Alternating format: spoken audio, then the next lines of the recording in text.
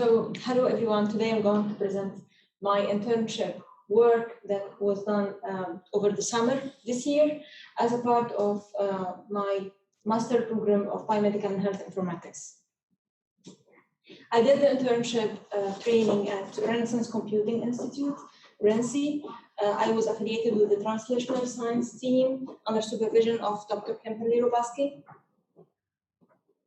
3 tasks were done during this internship: data cleaning, precision dosing platform usability, and literature review of generative adversarial networks application in biomedicine. So starting with generative adversarial network, GANs, I get to know a little about GANs, concept and application. This black box, as it's called, that's able to generate realistic, high-quality data, but at the same time, it's unable to explain its performance. This Venn diagram shows the location or the belonging of GANs within the hierarchy of artificial intelligence and machine learning. So GANs belong to the deep learning family of representation learning that's part of machine learning and artificial intelligence. And here you can see the difference through this flowchart between representation learning and classic machine learning. So while in classic machine learning, machines is able to map the output from the input using hand-designed features, in representation learning, machines is able to acquire its own knowledge by mapping features from raw data. This gives a chance for more complex and more identification and selection of the features that suit the outcome. Deep learning take this representation learning ability a step further by allowing representation of complex concepts. This happens through nested hierarchy of concepts. Like in deep learning, they represent, for example, this image features into multiple layers.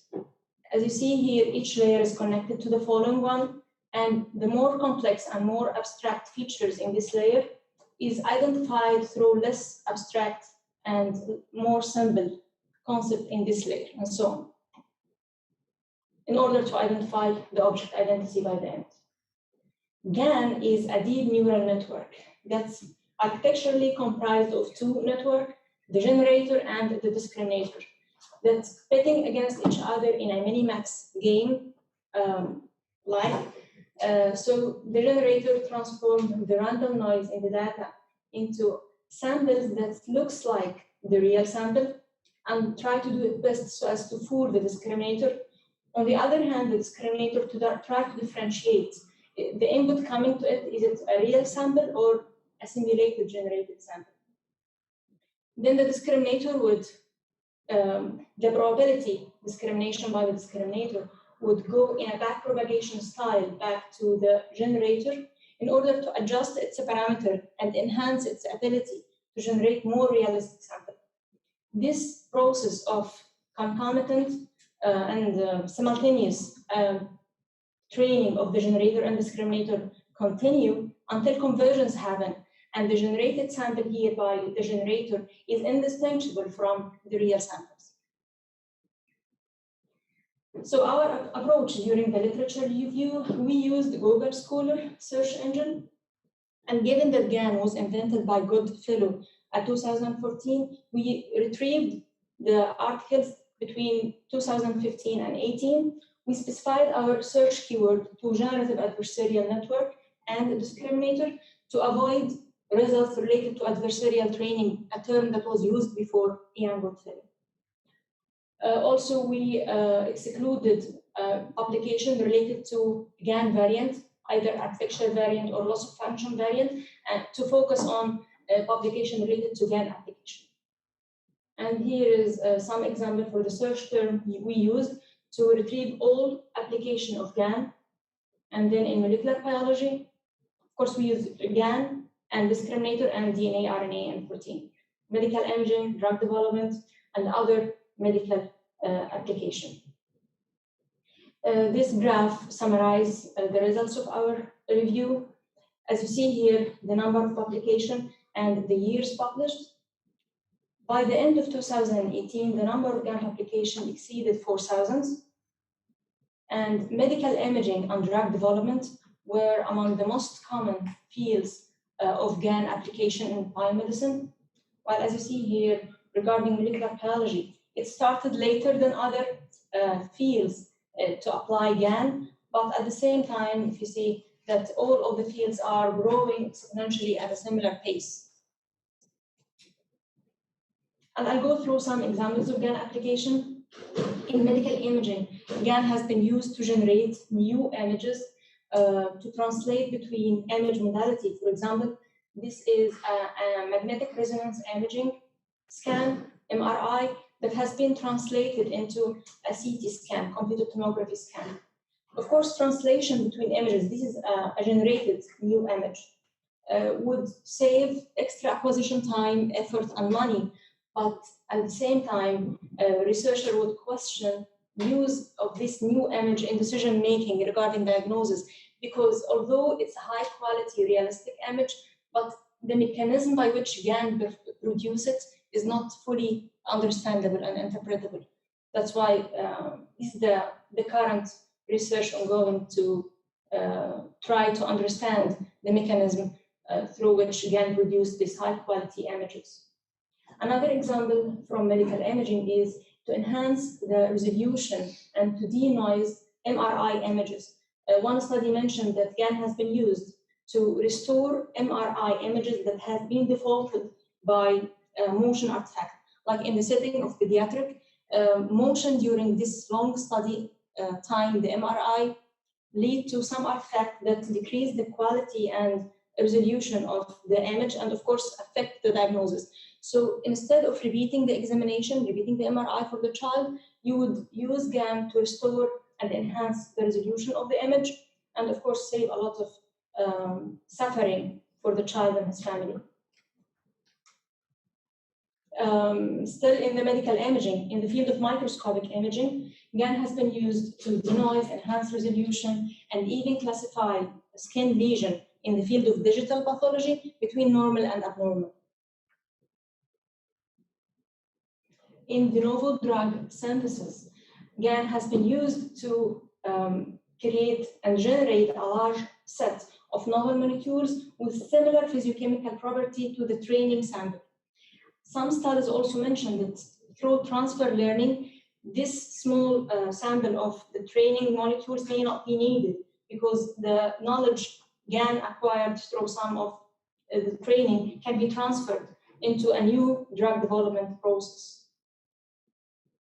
In the field of electronic health record, with the barriers to getting access to large amount of data in the electronic health record, either due to health information exchange problem or due to privacy issues, GAN can generate realistic synthetic patient record that can be used secondarily in research and clinical staff training. Another uses of GAN in clinical decision support system, like clinical prediction of opioid use disorder, GAN has been used actually a couple of studies, one in 2016 and it was followed by another one in 2019, to extract the knowledge present in the Unified Medical Language System that's related to the ICD-10 code and medication and the lab. This information was transferred to in adversarial learning to the GANs in order to clinically predict that the current patient who is already on opioid would develop opioid addiction. So through GAN, automatic risk stratification and updating for the model through this data-driven recommendation would adjust the dose in order to prevent such a problem to happen for the patient, especially for the patient who are on chronic opioid treatment.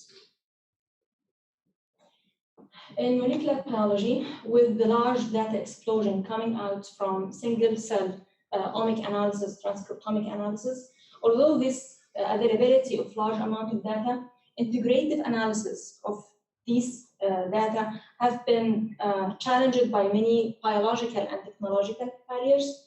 So in this field, GAN can uncover a known gene regulatory relationship, and at the same time, it can design novel DNA sequences with specific properties that can be used in treatment, for example. Outside biomedicine, GAN has been used extensively in the field of computer vision. So to test the vision system of autonomous vehicle, to enhance the resolution of the videos, and to identify and classify objects, astronomical objects in the space. GAN has been used a lot, and a lot of applications are there in the field of computer vision. Regarding time series data, GAN has been successfully able to generate these kind of time series data and to show better performance than already available model in order to predict future values for weather forecasting and stock market forecasting as well. In conclusion to this literature review, we found that GAN offer great promise in their ability to generate realistic, high-quality data. However, it needs large datasets and special technique to overcome overfitting problem and allow generalization of GAN ability and success. The second thing is the problem of interpretability. GAN is unable to show how it arrived, how it achieved this realistic, high-quality data. So interpretability and validation are active area of research, and they are needed in order to translate GAN into decision-making and in clinical practice. We were able to submit this literature review as a student paper to EMEA 2020, and we are waiting for the response next month. The second project I worked on was a precision dosing platform, which is an ongoing project at Renzi aimed to develop a model in order to accurately predict the drug dosage. My role there was that I provided some clinical insight during the development process, and I conducted usability tests with the team of the developer. And it was an amazing experience, actually. I'll talk about it. The third task was a data cleaning task. It was on day one, actually, a single task, and I get to know that bioinformaticians spend more than 90% of their time pre-processing the data for analysis, and this was, interesting information to know. I learned a lot through this internship. First, it's giving my background. I know that there is a lot of gaps in clinical practice and research. So getting to know about machine learning potential to fill in this gap and to bridge the gaps between clinical research and practice was great through the literature review I conducted, and also through attendance to a machine learning class that's held at Renzi on bi-weekly basis, through which they discuss the basic concept of machine learning and its application in various research domains. I worked with a talented team of back-end and front-end developer at the precision dosing platform, and it was very interesting to know and to see how much the clinical, during the usability testing, I was giving my insight and feedback from a clinical user perspective. It was amazing how this information affects the work of the back-end and front-end developer to tweak the parameters in order to meet the needs of different users. One of them is the clinical one, the clinical user. I enhanced the professional writing skills during writing the paper, and under supervision of Dr. Kemperly, I was able to build a simple GAN using the Minnesota data library. These are some of the references I used, and I'm really grateful for my supervisor, Dr. Fee, Dr. Kemperly, Dr. Javid, SHIP staff members, and the translational science team member, and all members of Renzi. It has been a great and interesting experience for me. My first experience to work in US, and my first experience actually to work outside the clinical practice, away from the bedside of the patient. I gain a lot of knowledge, and I hope to apply it in my future career. Thank you.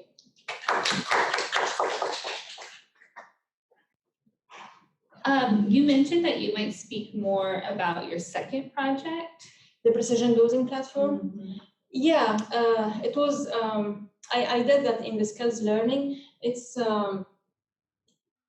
it's very interesting to see that how like a slight feedback from the user, like the clinician or the researcher, can has this large impact on the developing program, for example, for those developer working at the front end, the user interface usability, and at the back end who are developing the model to accurately predict the dose.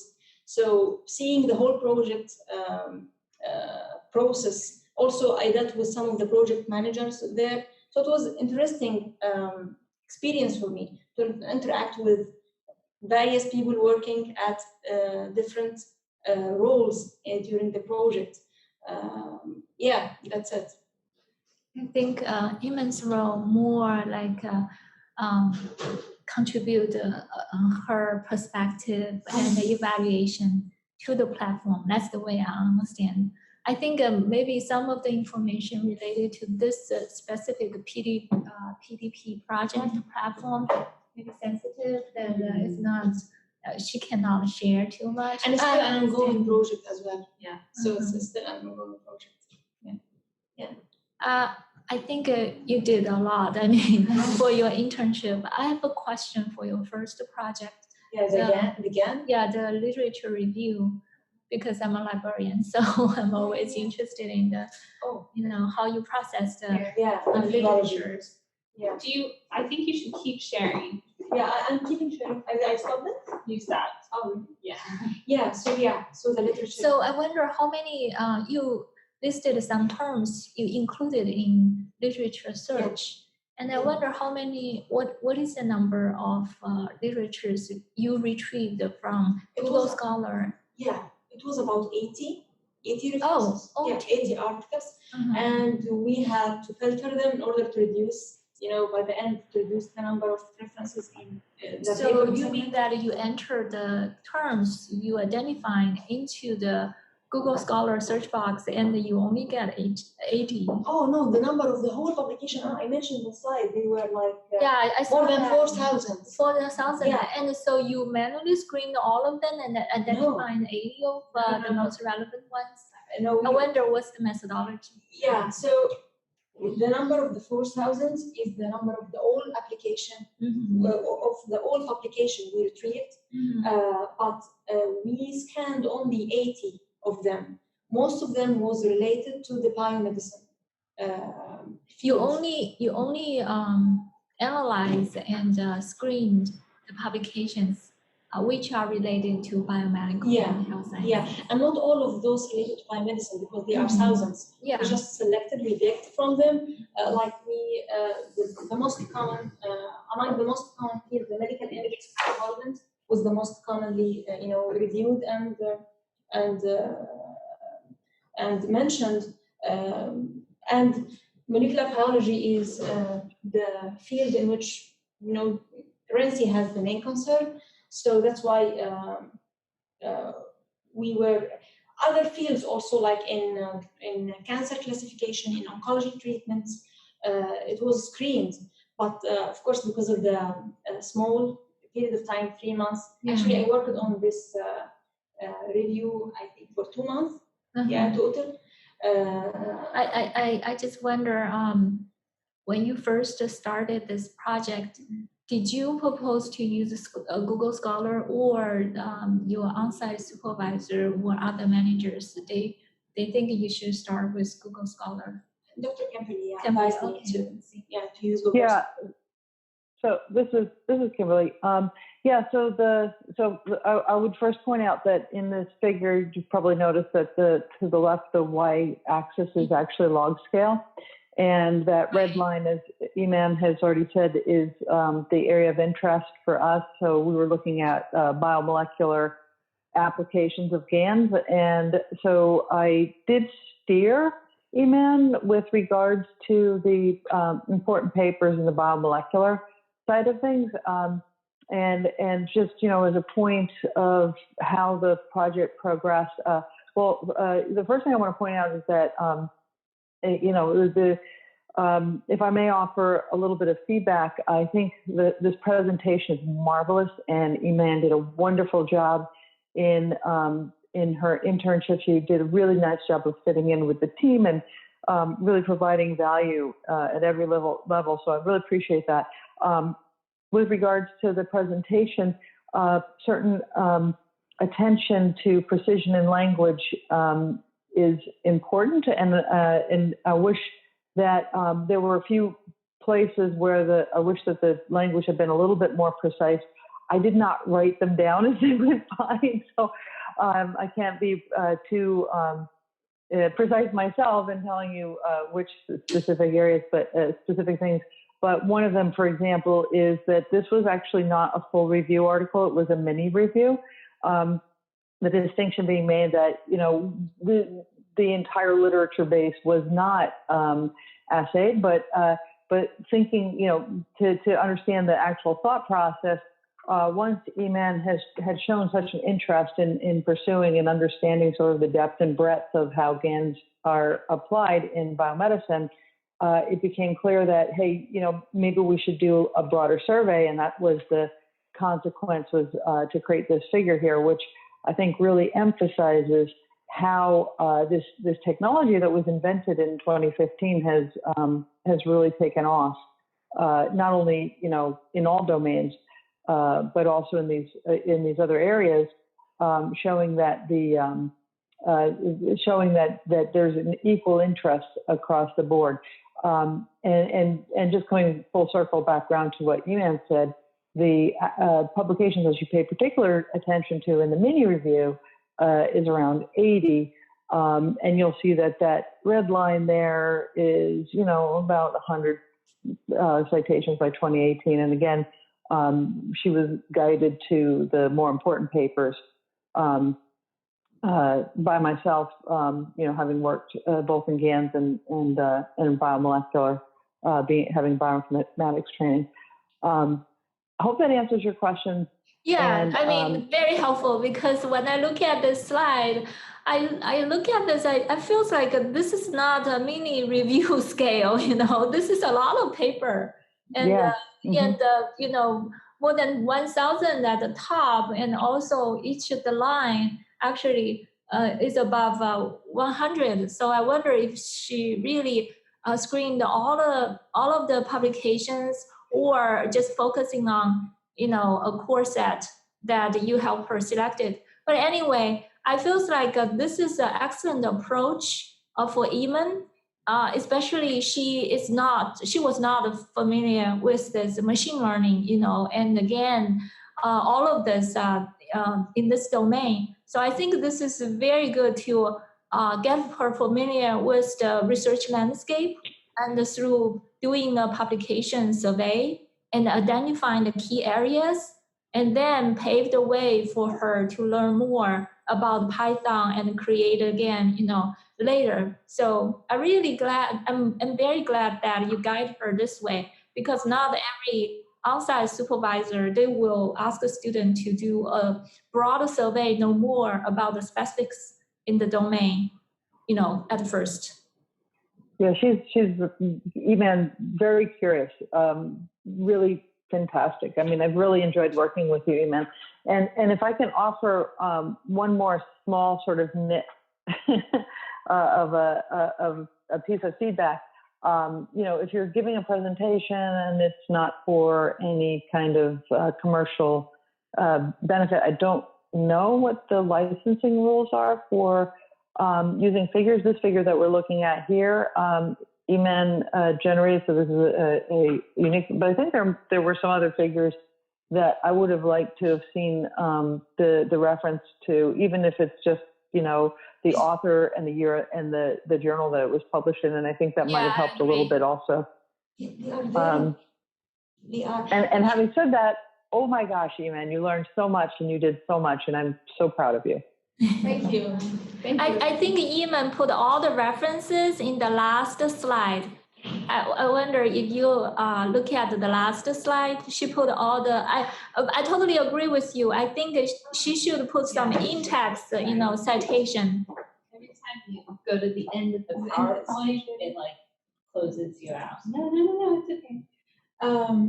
Actually, in the slide of the references, there are a lot. So I selected some of them and the list are there in the transcript of the report for my internship.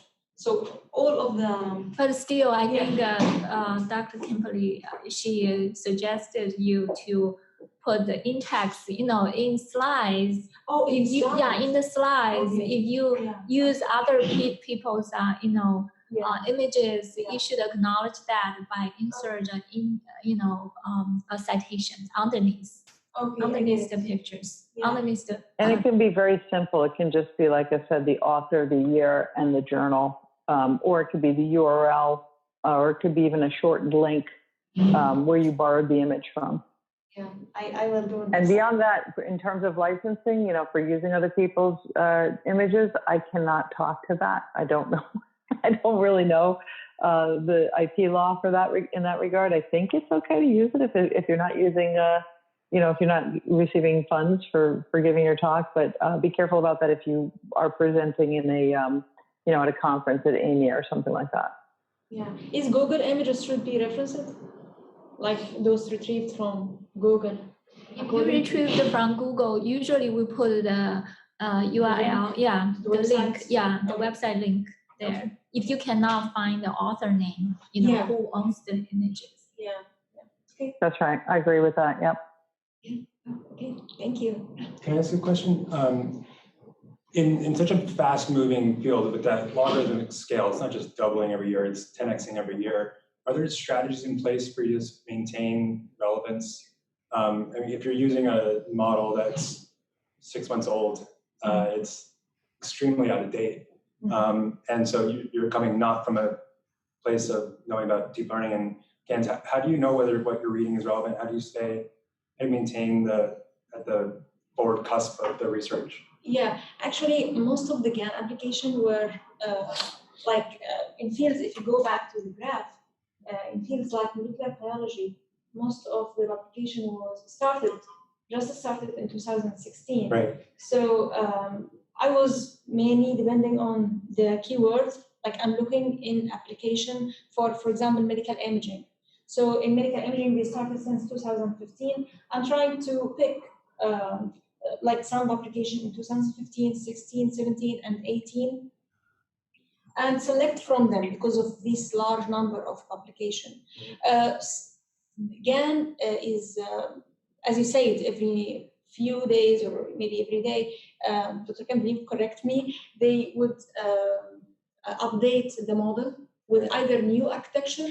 There are two main variants for GAN. Variant depending on the architecture of GAN, and another variant depending on the loss of function that GAN used in order to map the output from the input.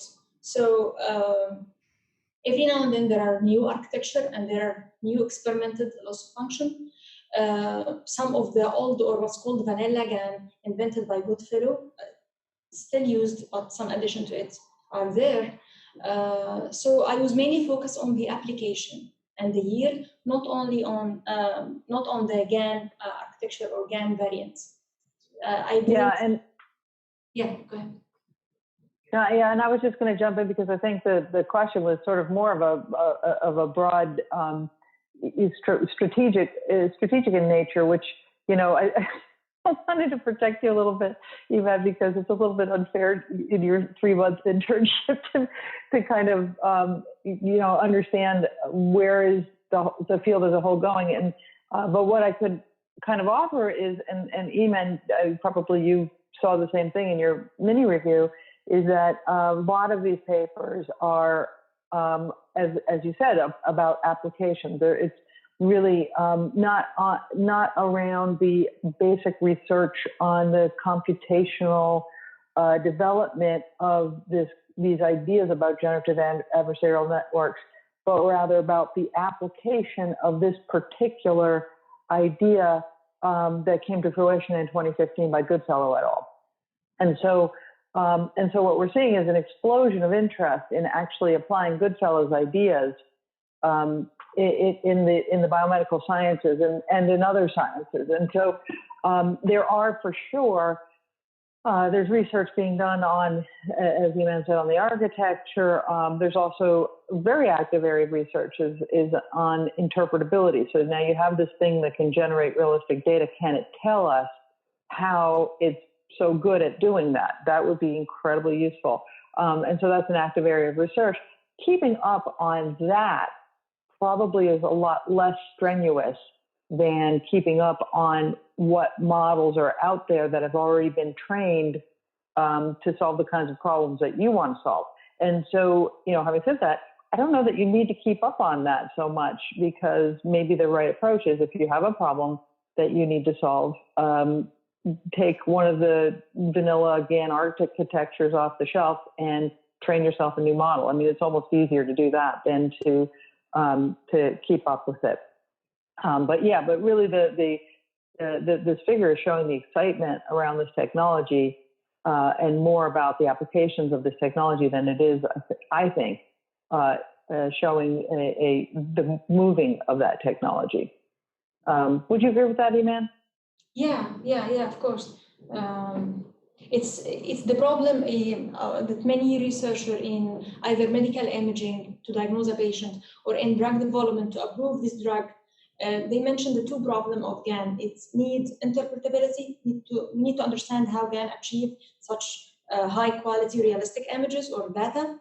And at the same time, we need to validate, we need to test what's going in modeling in the wet lab in order to make sure that these can be transferred to the decision maker in the clinical or in clinical field practice or research. So interpretability and validation are active areas of research that are very needed in order to translate GAN into practice. Yeah, thank you, Dr. Kemperly. Thank you. Any other questions? What's your next step? Yeah, it's a hard question. Actually, I plan to graduate next semester, May 2020. At least I'm interested now to, I was like navigating through all of what I learned through this master program. I'm still having this passion to work in the field of computational precision medicine, because it linked me with what I did before. I'm still navigating how to do that, but at least now I arrived into what I wanted to do. Yeah. How to do it is still under investigations. I believe Or if search. you find a position and get that position, you will have on-site mentors and managers who can help you grow. Absolutely. Thank you so much for your advice since day one when I came here. Oh, And you're welcome. And your mentorship. You and Dr. Kemperly also did a great job. Through, as you say, it was like a short period.